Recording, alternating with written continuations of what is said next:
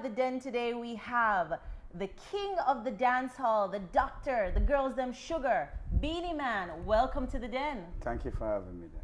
So, he's just coming off of the heels what was the most successful Instagram versus battle. How do you feel about that? Yeah, well, the versus it's a great thing. It was a great thing for Jamaica because we've been watching it. We've been watching the Babyface battle with Teddy Riley, been watching the Jill Scott battle with, you know, it's a great thing. It's like, so when them call me, you know, and say, all right, would you like to be on the battle? So me I say, who will I put me with? So them call back Sharon Burke, and Sharon Burke say, all right, she willing to do it, and yeah, it was, trust me.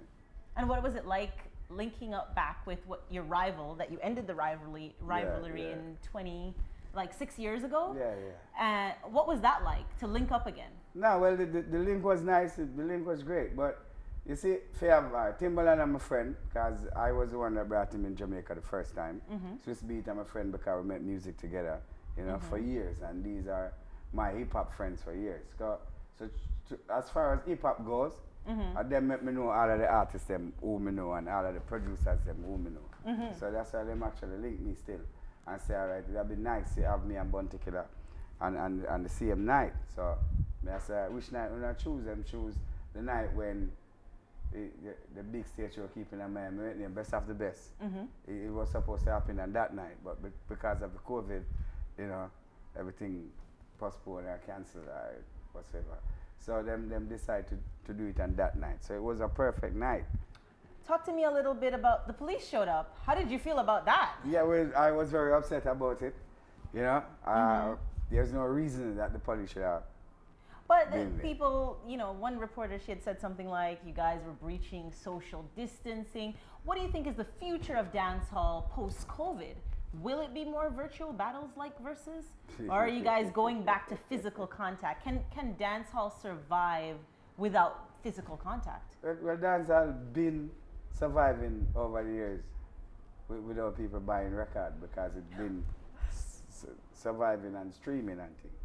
You know, that's what it's been doing. Like, but in terms of touring, isn't that where the majority of the money comes from? Really and truly, yeah. So for example, if going forward, people are not allowed to come out in droves. I don't think that's going to happen. Anytime that happens, the world finish. Yeah, as we see what happening in the United States right now is a man just get a chance to come out.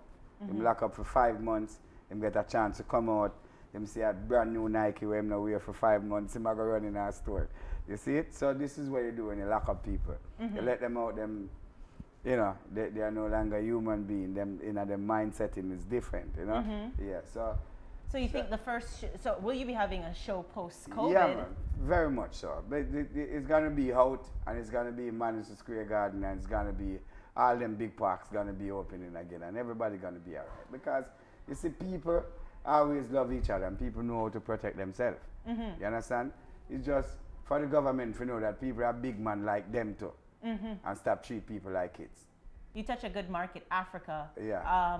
Do they buy a lot of Jamaican music? Yeah, well, Jamaican music actually rule Africa still, because without Jamaican music, you only have Afrobeat that popular right now. So, you know, because of Jamaican music, the African get to know to put them lyrics together and, you know, and deal with that style. Because reggae, dancehall really captivate Africa real, overall. Well, you see it. And do you think more younger artists should start focusing on Africa? Well, younger artists should focus on the music itself, you know? Make great music so it can last for 25 years and 30 years. Well, you've been in the business for 4 decades, and I thought it was interesting that they called you and Bounty Killer rather than having some younger artists. That is not the why. If you watch the Versus competition, that is not the reason why them call us. We are the only artists that could step have up been to the caught. plate. Like, yeah, seriously. but that's what I'm saying. Isn't there like a gap now in dancehall because you don't have a lot of younger people that have a catalog, that have a range. You have Badman Tune, you have Girl Tune, you have all of those types of stuff. And you've been around since 1981, since you ran, you got your first talent competition. Yeah. Don't you think it's time? Who are you mentoring? No, Who do you think? We're not mentoring nobody because here go on. See the youth, them don't learn from we because them not watch us. We are not even interested we're not even important to them, you know, because their thing is watch the hip hop rappers, and because you have a thing named trap dancehall. There's nowhere you can trap dancehall. There's nowhere. Dancehall is too free. Dancehall is like a stallion. It's something that you cannot tame. You see? So anytime you trap it, you stop the music one place. So we don't have time to go out there. Remember, dancehall is every music, you know. There's no such music as a dancehall music. There's dancehall artists, man, that decide not to be an international superstar and decide to stay where the dancehall is. So anywhere passa go on, anywhere boogie go on, him always there. Warrior go on, him always there. Then you have the international type, like me, who want to always be known as a dancehall artist, but want to be known as an international superstar. There's a difference there. So the same thing when I get to Jamaica, I take it to the world.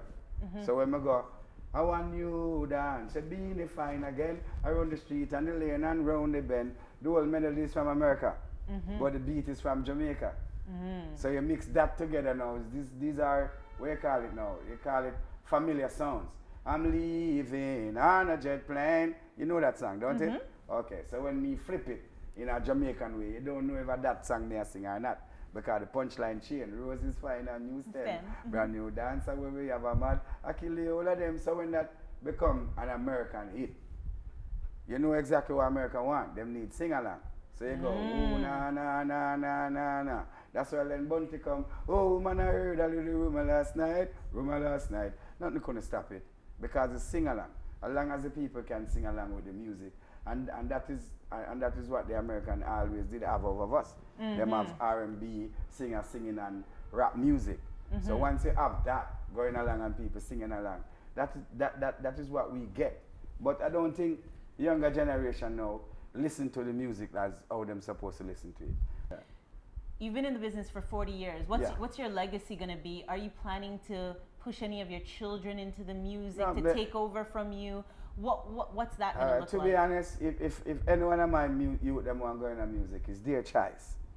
It's hard work, you know. See, I work all that year so that they don't come to the same work what I've been through. But don't you think that they should? If they want to, this is not something that I put on nobody, because you have to work hard, and sometimes when you get disappointed, you sit down and you cry to yourself, you know, you want a shoulder to lean on. I am not going to be a simple dad where you want to do music and feel so you get insulted, or, you know, me don't want my youth them to do it, but if they want to do it, because music is very serious. You dedicate your life to music, the only thing that can make you cry is music. Because you go to a party and end up not singing. And that break your heart. And enough people who don't understand, because they must say, yo, the next show they're on the road. But a man who don't understand, say, you put all your energy and all your heart into singing for these people. And because of one artist's fault, or a next man decides, say, the time where they put him on, it's kind of too late, so he want to go on earlier. When he walk up on the stage, he's the star. Everybody gone out at the stage show. You don't get to sing. Your heart will broke and you will cry for not singing. A man who don't understand that. That is the passion of music. So what's next for you, Beenie Man? What next for me is my album. I'm working on that. I have a mixtape coming out with me and my young artist. They're called the Syndicate. Yeah, that is what we're doing right now. And yeah, my studio just finished refurbish and thing, but that is what we're doing right now. Okay. More music. And in terms of your personal life, is it wedding bells in the future? Wedding bells. Yeah, you hear that? Very soon. Thank you so much for being in the den. This was Beenie Man here inside the den. Check out his new mixtape. Yeah, blessings. It's called the Syndicate. And where can people find it? Oh, you can find it on every platform, you know, every social media platform. It soon be out. It's not out yet. But for now, I have 2 songs with me and Singer J. I have one called Do You Want to Be That Guy? The video will be out and, you know, very soon. But I got a video out there with a COVID song. It's called Hands Up.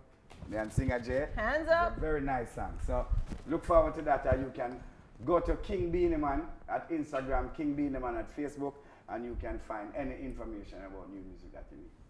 Okay. Thank you so much, Beenie Man. Blessings. Thank you for having me again.